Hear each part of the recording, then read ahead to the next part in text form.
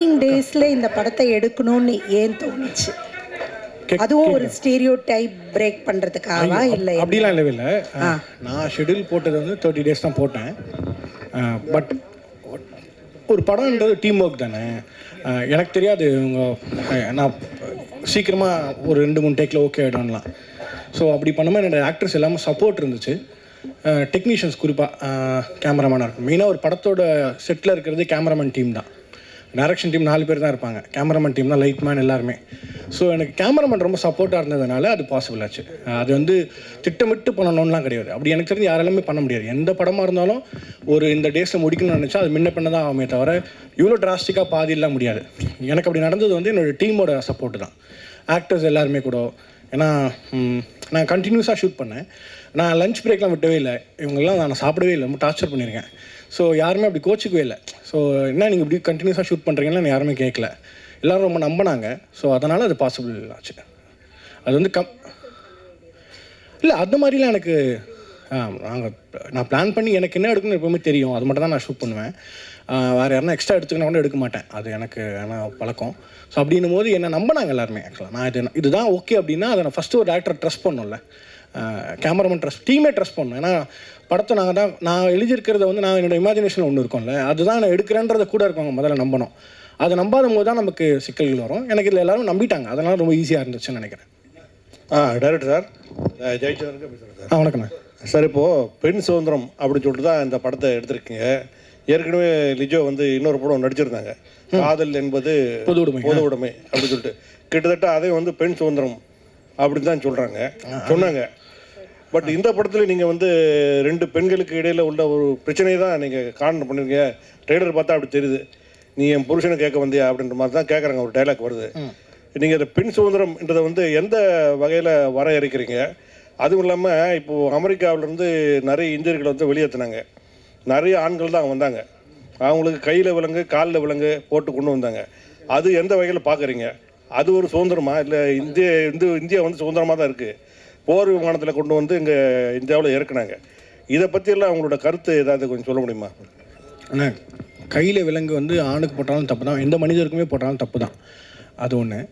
இது குறிப்பாக இது பெண்ணிய படமே இல்லை. ஆக்சுவலாக இது வந்து நான் ஒரு ஆணாக இருக்கிறதுனால குறிப்பாக இது பெண்ணிய படம் இல்லை. பெண் விடுதலை என்பது எல்லாருக்குமானது தான். ஸோ வந்து பெண் விடுதலை பற்றி இந்த படம் பேசலை. நான் கண்டிப்பாக பெண் விடுதலை என்பது பெண்ணுக்கானது. அது ஒரு பெண்ணை பெற்றுக்கொள்வாள். நான் ஒரு ஆணாக அதை பற்றி பேசணுன்ற அவசியம் இல்லைன்னு நினைக்கிறேன்.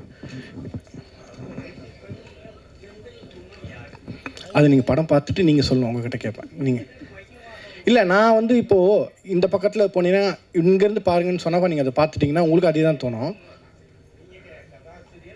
ஆமாம், இல்லை அது நான் ஒரு நான் அதை வந்து ஒரு சர்ப்ரைஸாக வச்சுருக்கேன். இல்லை மையம்ன்றது அதான் எனக்கு என்ன நான் முதல்ல என்னது இல்லை கற்புன்றலாம் நம்பிக்கையே இல்லை. அது வந்து அதுதான் ஓகேவா. நான் என்ன சொல்கிறேன்னா, ஏன் ஜென்டில் அப்படின்னு நான் சொல்கிறனாலே, நீங்கள் பெண் என்பவள் மென்மையானவள், அழகானவள், அப்புறம் வந்து பியூட்டிஃபுல் உமன் தான் சொல்கிறோம். ஆனால் அவங்களுக்கு நம்ம ஜென்டில்னு சொல்ல மாட்டோம். ஆண் என்பவன் வீரமானவன், கம்பீரமானவன் சொல்கிறோம். ஆனால் அவங்களுக்கு ஜென்டில்ன்ற வைக்கிறோம்ல. இந்த ஸ்பேஸ் தான் நான் பெர்ஸ்பெக்டிவ் சேஞ்சாக இருக்கும்னு நான் நம்புகிறேன். ஸோ நீங்கள் படம் பார்த்துட்டு நீங்கள் தான் சொல்லணும் இது யார் ஜென்டில் உமன் அப்படின்ற.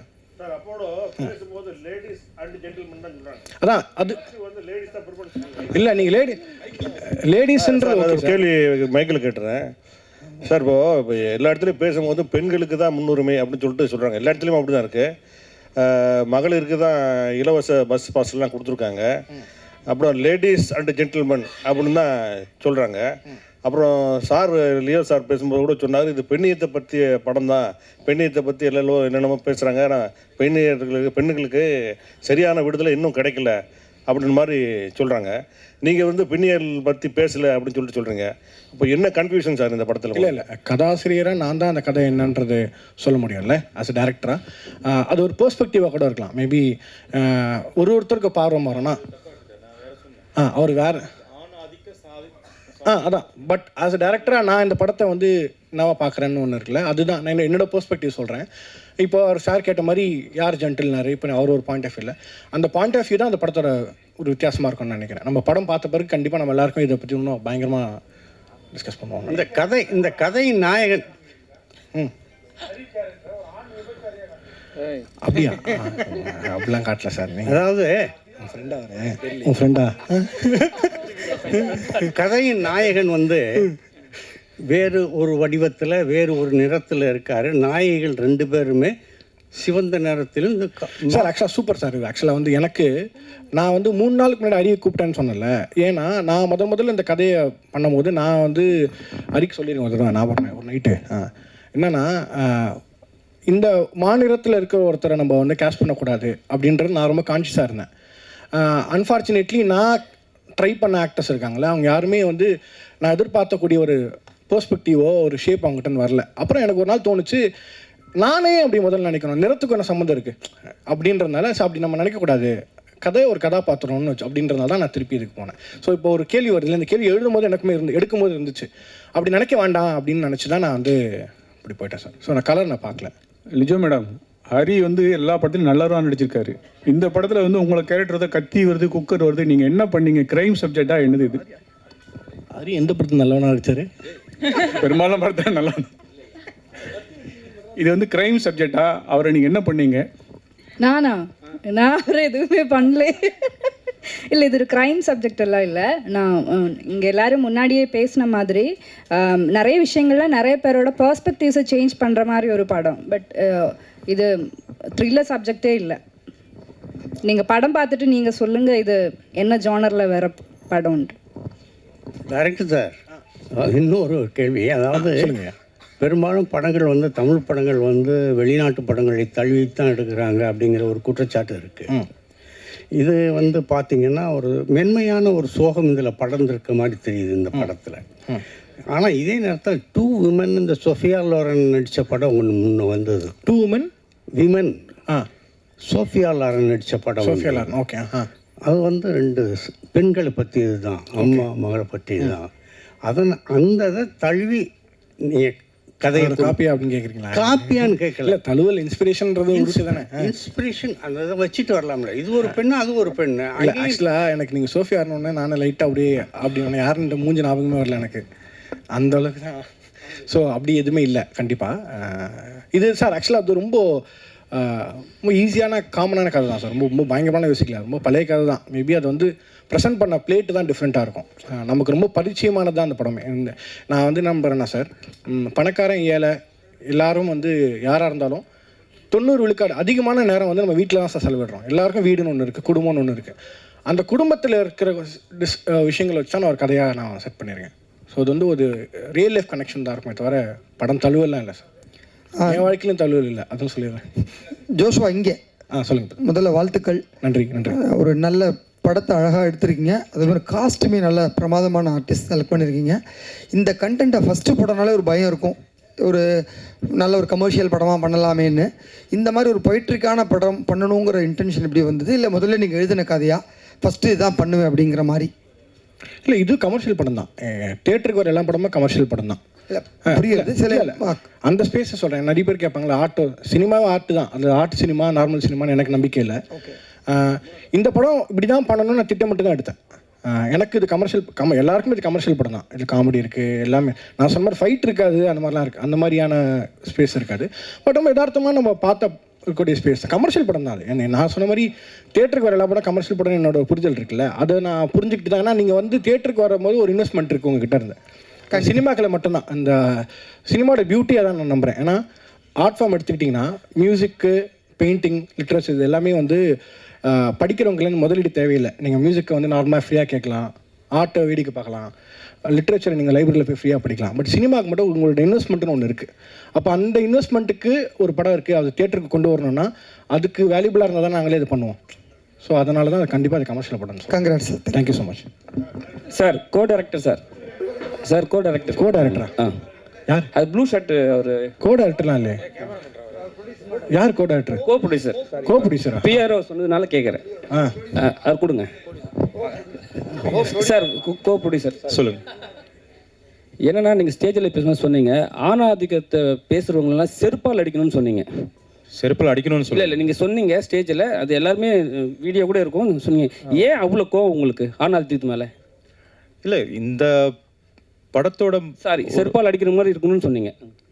செருப்பால் அடித்தா மாதிரி வசனம் எழுதியிருக்காரு யுகபாதியன். அப்படி ஏன் அப்படின்னா, ஒரு ஒரு இந்த இந்த சமுதாய கட்டமைப்பில் ஆண் பெண் அந்த 2 பேர் சேர்ந்து ஒரு ஒரு நேர்கோட்டில் போகும்போது தான் அந்த சமுதாயம் சரியான பாதையிலையும் இயங்க முடியும். அது இப்போ இல்லை, எப்போத்துலையுமே அப்படி தான்.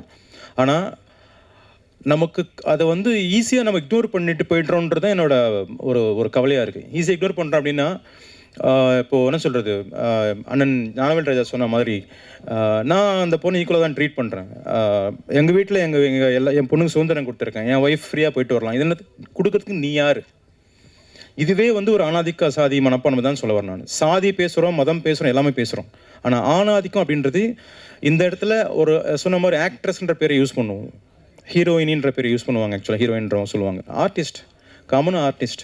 அந்த சாதி அந்த அந்த ஆதிக்க மனப்பான்மை தான் வந்து ஒழிக்கணும்னு சொல்கிறோம். நான் இல்லையேன்னு சொல்லிட்டு நீங்களே நம்ம சொல்லிக்கலாம். ஆக்சுவலாக ஒவ்வொருத்தரும் சொல்லிக்கலாம். நான் அப்படி கிடையாதுங்க. ஒரு லேடி வந்தாங்கன்னா நான் சீட்டில் உட்காந்துருந்தா உடனே நான் சீட்டை கொடுத்துருவேன், என் சீட்டை நான் கொடுத்துருவேன் அப்படின்னு சொல்கிறாங்க பார்த்தீங்களா? அது மாதிரி மனசு எல்லாருமே எனக்கு ஏற்கனவே உரித்தானது தான் வந்து இந்த சமுதாயத்தில் இருக்குது, அதை தான் நான் கொடுக்குறேன்னு சொல்கிறேன் பார்த்தீங்களா? அது தப்புன்னு சொல்ல வரேன் நான். இது வந்து எல்லாருக்குமான சமமான உலகம். அந்த உலகத்தில் irrespective ஆஃப் ரிலீஜன், மதம், இனம், சாதி எல்லாத்தையும் சார்ந்து இருக்கிற அந்த சமுதாயத்தில் எல்லாருமே பெண்ணை வந்து ஆணுக்கு கீழே தான் இன்னும் பார்க்குறாங்க, பலவீனமாக பார்க்குறாங்க. சார், இப்போ தமிழ்நாட்டில் இருந்து எல்லா நாட்டிலையும் சரி பெண்ணை வந்து கீழே தான் பார்க்குறாங்கன்னு சொல்கிறீங்க. ஆனால் நம்ம ஒரு விஷயம், நம்ம மேரேஜ் ஆகிட்ட பிறகு ஃபஸ்ட்டு என்ன போடுறோம்? இவரோட மனைவியின் பெயரால். இப்போ என் பேர் வந்து மோகன்ராஜ். இப்போ நம்ம எழுதும் போது ஐயா, நான் சமுதாயத்தில் நீங்கள் ஒரு ஃபார்மாலிட்டிக்கு போகிறத நான் சொல்ல வரல. நல்லா சார், இது ஃபார்மாலிட்டி கிடையாது சார், இது ஃபார்மாலிட்டி கிடையாது. இது சரிங்களா? பெண்ணை வந்து நம்ம முன்னிலைப்படுத்திக்கிறோம். நம்ம இப்போ கூட நம்ம பண்ணிட்டு தான் இருக்கும். ஆனால் சில விஷயத்தில் சில தவறு நடக்க தான் செய்யுது. அதை வந்து நீங்கள் வந்து ஃபார்மாலிட்டி சொல்லவே கூடாதுல்ல சார்? இல்லை, என்னோட பாயிண்ட் ஆஃப் சொல்கிறேன் நான். என்னோட பார்வையில் இப்போ நீங்கள் ஒரு பத்திரிக்கையில் போடுறீங்க, ஒரு இன்விடேஷன் போடுறீங்க. ஃபார் எக்ஸாம்பிள் அண்ணன் சொன்ன மாதிரி லேடிஸ் அண்ட் ஜென்டில்மேன் சொல்கிறேன், இது வந்து வழக்கம், ஸ்டீரியோ டைப். இது அதை தான் வந்து இயக்குனர் ஜோஷோ வந்து அதை அழகாக உடைச்சிருக்காரு, சூப்பராக உடைச்சிருக்காரு. அது வந்து அருமையான வரிகளும் அங்கே சேர்ந்துருக்கு. ஓகேங்களா? நீங்கள் படம் பார்க்கும்போது தெரியும் உங்களுக்கு. ஆக்சுவலி இப்போ நம்ம சொன்னது என்னென்னா, அந்த கோர் தீம் என்ன சொல்ல வரோம் அப்படின்னா, ஒரு ஆம்பளை என்ன வேணால் பண்ணலாம், ஒரு ஆம்பளை என்ன வேணால் பண்ணிவிட்டு அதை சாதிக்கலாம், அதை வந்து நல்லதுன்னு சொல்லலாம், இல்லை அதை வந்து ஜஸ்டிஃபை பண்ணலாம்.